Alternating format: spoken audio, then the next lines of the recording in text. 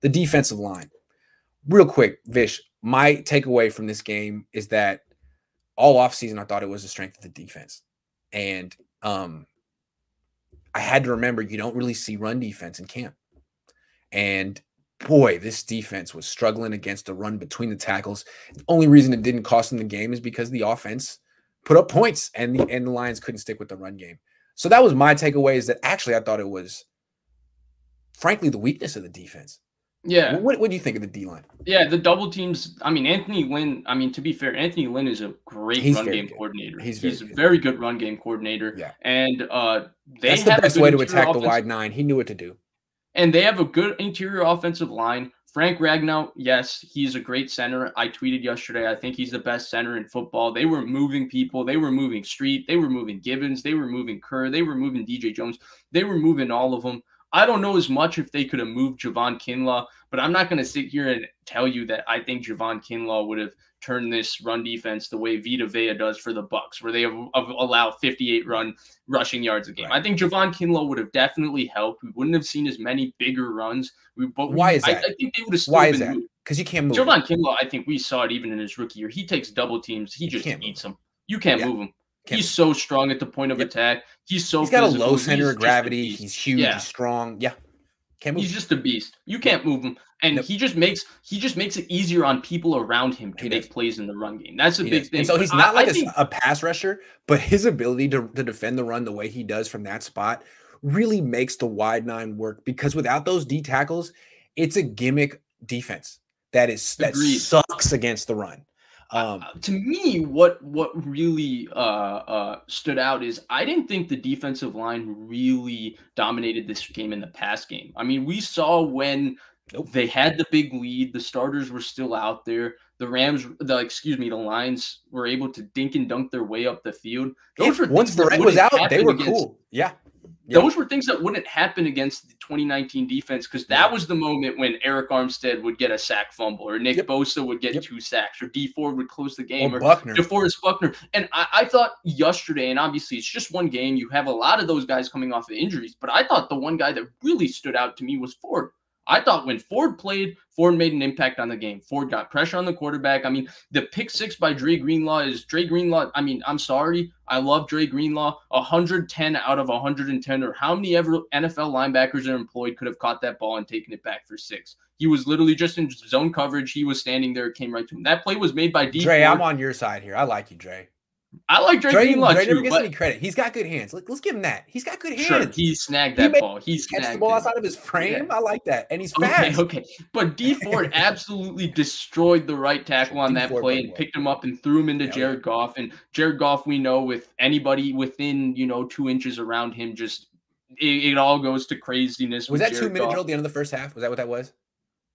I think it was. I think it was. As soon as they started that, I'm like, why are you even trying? You know he's gonna throw a pick. Just take a knee, go into halftime, wherever you are. Oh, nope. You want to give away the game right here? Bye. And Bosa, Sewell had a really nice start against Bosa. Bosa still had a good game, but it wasn't, the Bosa level that we're used to seeing. He's coming off an ACL. We understand that. Armstead, I thought, played a pretty bang-on game. I thought Armstead was pretty good across the board. But in general, we didn't see that front four just take over that football game. And I think that's the thing we've been expecting. And a lot of the reason people are so high on the 49ers is we not only expected the front four to take over the game, we expect the second front four to come in and not give up that level. And people like Ebukam, to me, Arden Key, guys who I thought had pretty good camps and flashed in preseason, I thought they disappointed yesterday. No, I think what we're seeing right now is really the Niners have 2 pass rushers, Bosa and Ford. I mean, Armstead, you can appreciate Armstead the way you can appreciate Jimmy Ward, Jaquiski Tartt. If you watch the film, they do a lot of things very well. But he hasn't made an impact as a pass rusher in 2 years. And he wasn't making an impact as a pass rusher in this game. So really, you just got your edge presence. Kinlaw's a great run defender. Street's actually a pretty good pass rusher from the interior. But he struggled in the run game. Yes. So it's not this front four that it used to be. It's an edge rush that doesn't quite have that, it doesn't have Buckner anymore. Let's be clear. It doesn't have Buckner anymore. But it's so good. I also think there is an element of this when Nick Bosa if let's say by week 4 he's fully back, he's got his feet under him, and let's say D Ford makes it to week 4 healthy, so they keep giving him more and more snaps because he keeps playing, and Kinlaw comes back, we could be, sitting here on after week 4 on a Monday saying, wow, this defensive line is nasty. But at this exact moment, I didn't think that defensive line looked like the kind of defensive line, like, say, right across the division. If you watched the Arizona Cardinals front four, they took over a football game. They look like the 2019 front four.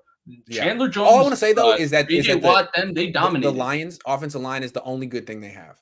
It's the only good thing. But it was missing Taylor Decker yesterday, who's a good left tackle. True, but what I want to say is Penei Sewell is good too. And my thing with Bosa is that he'll put up 10 to 12 sacks a year probably, but he's going to get them on like backup offensive linemen or the lesser offensive tackles. Like once he goes up against a true top 5 talent or top 10 talent offensive tackle, he can have a game like this.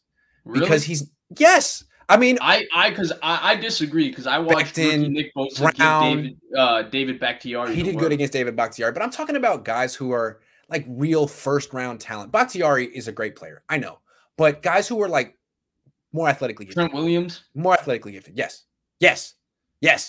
And Bosa's really good, but he beats up on guys who are not that. And he's so consistent that he'll get his numbers. For me with Bosa, it isn't even the sacks because he's never been a volume sack guy. If you look at his career, the guy has never had 10 sacks. Even Ohio State or in the NFL. So expecting the volume sack, but usually I feel early in the game especially, he was getting pressure. He was disengaging from blocks. I thought he looked like Nick Bosa. I even tweeted, wow, Nick Bosa is unbelievable. He's already Nick Bosa, and he barely played through camp. We didn't get to see him in preseason, and man, this guy looks freaky. But I thought throughout the game, maybe he just was tired. He didn't have his legs under him the same way. He's not in football shape. But I thought him and Sewell had a lot of he got into Sewell's body, and he would get stuck, and him and Sewell would just.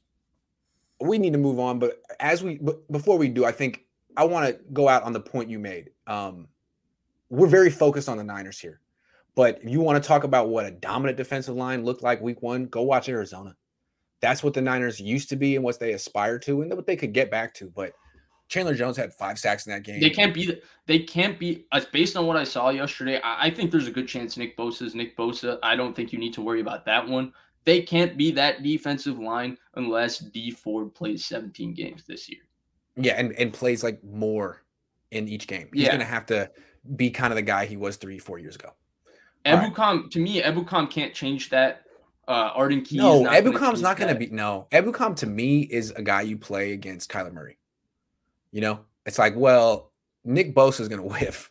He's not going to get. No, none of us are going to get Kyler Murray, but we're going to try to not let him run for 50 yards today, 100 yards. But I don't know.